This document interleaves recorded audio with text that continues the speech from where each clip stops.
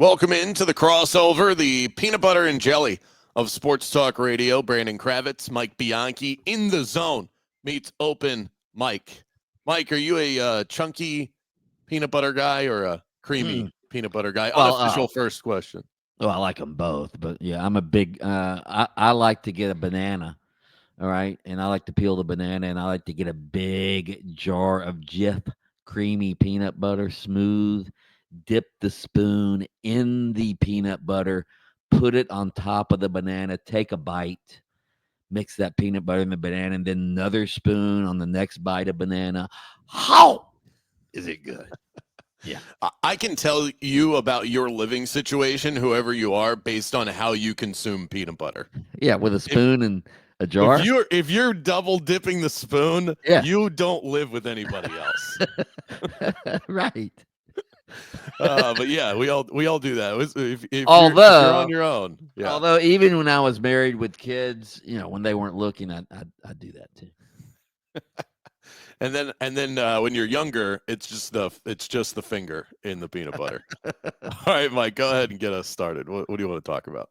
Obviously, you had Barry Larkin on your show earlier this week. I had him on my show as well. He's now leading the baseball effort to bring Major League Baseball to Orlando since Pat Williams passed away over the summer. They've sort of recruited Barry Larkin, who lived in Orlando for 25 years, Major League Baseball Hall of Famer, to lead the effort. There's a lot of naysayers who say Orlando isn't ripe for Major League Baseball, isn't ready for it, can't support a team. I don't agree personally. Do you think Orlando would support a Major League Baseball team when the other two Florida cities haven't done a very good job of it?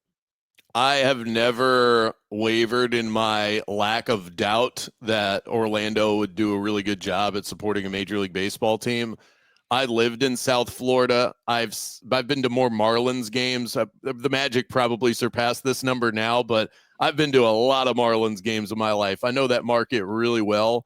I'm friends with people in Tampa. I've been to a number of Rays games over the years. These are completely different markets than what Orlando is. Those are, as transient as Orlando is, those markets are even more transient. You cannot meet anybody in Tampa or Miami and the surrounding area that will tell you they're from that area. They're all from somewhere else. There's just not a civic pride in being from South Florida or being from Tampa. And I think that bleeds into the sports franchises. Whereas in Orlando, there's just a better sense of community is the best way I can put it. And I think that helps as far as that ground floor organic support that you get from the teams. Look at Orlando City. You think Inter Miami was getting that sort of support when they popped up in Miami? No, that didn't happen until Messi showed up. That was day one in Orlando, and I think that proves how good of a sports market this is. And I think baseball's a big enough sport, MLB, certainly a big enough brand as the pastime in this country, that you'd have people that would be flocking to the stadium and would immediately drop a lot of their allegiances in order to support the Orlando team. I wholeheartedly believe that. I also believe people are underestimating. When you have 80 million tourists per year coming through your city and you've got a baseball stadium out on the tourist corridor, I'm sorry. I think that would be anybody who's ever been on vacation with their family, you're always looking for something to do at night. That to me, going to a baseball game with your family, if you're visiting Disney, would be a great attraction as well. Absolutely. A baseball stadium is a great tourist attraction. I mean, if you were to ever go to St. Louis in the middle of baseball season, you're not buying a ticket? Of course you are. Same thing with Baltimore. If you go to Camden Yards, you go to Chicago, you're going to Wrigley Field. These places there's just something special about it. I want a baseball team in this town so bad, and I'm so confident that it would work out well. I'm glad that somebody like Barry Larkin is behind this, because I kind of looked at the Dreamers like, yeah, that would be nice, but it's mostly a joke.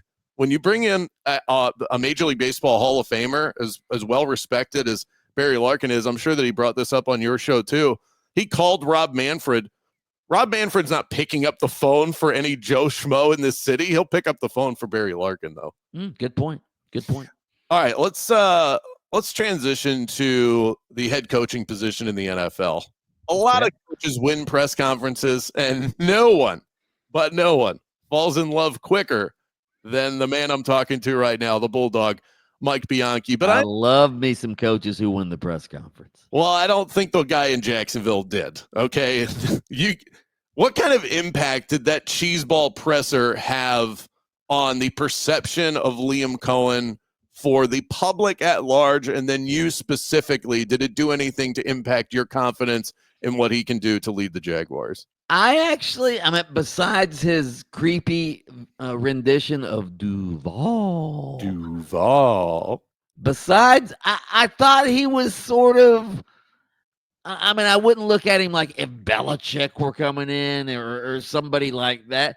To me, he was sort of goofy fun. I liked him because he was a little bit goofy. I don't know if that instills confidence that he's going to win football games for you.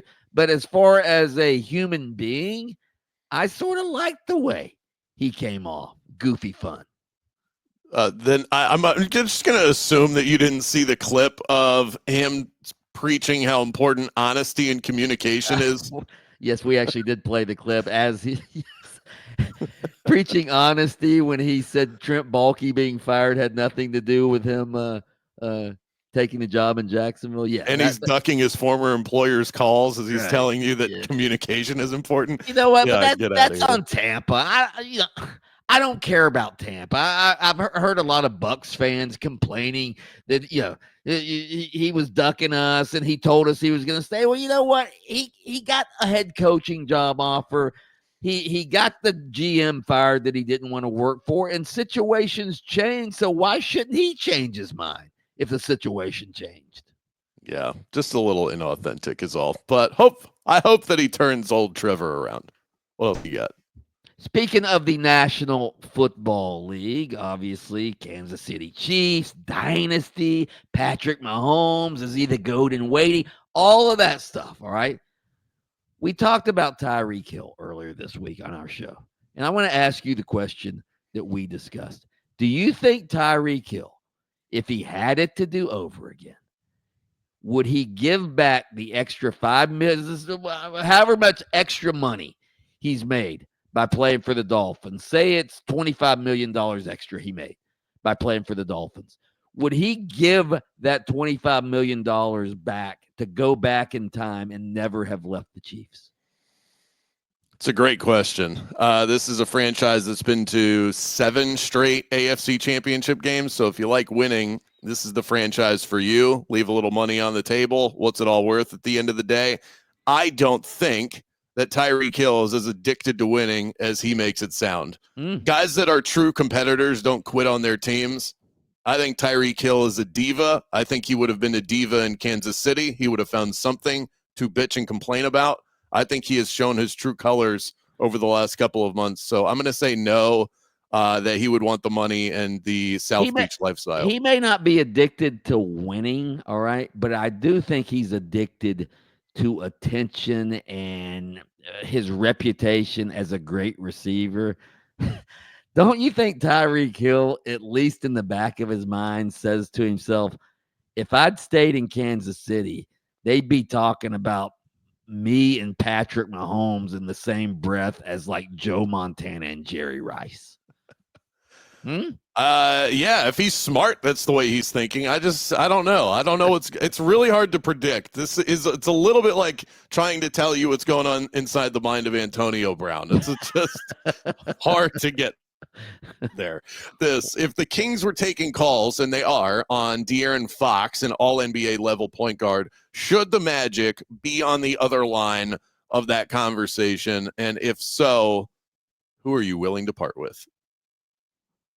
Be on the other. Of course, you should take the call, or at least make the call. Should you make the call? So the Kings are taking calls. Yes, you should make the call and see what they're looking for. And again, anybody who's thinking, hey, we'll give up Cole Anthony, Goga Batazzi, and Jonathan Isaac for De'Aaron Fox, don't waste my time with that. So yeah, I would. Yeah, I would give up anybody. Jalen Suggs. I'd give up. I wouldn't give up Franz or Paolo, but anybody but those two. Yeah, absolutely. I would. I would part with Jalen Suggs for De'Aaron Fox. The guy's a better scorer. He's a good defensive player. He's what is he? healthier. He's 26, 27 years old. He's all NBA. We don't know that Jalen's. In fact, Jalen Suggs probably won't ever be all NBA. So again, to me, it would be a no-brainer. Yeah, got to be on the other line of that call. The crossover is over.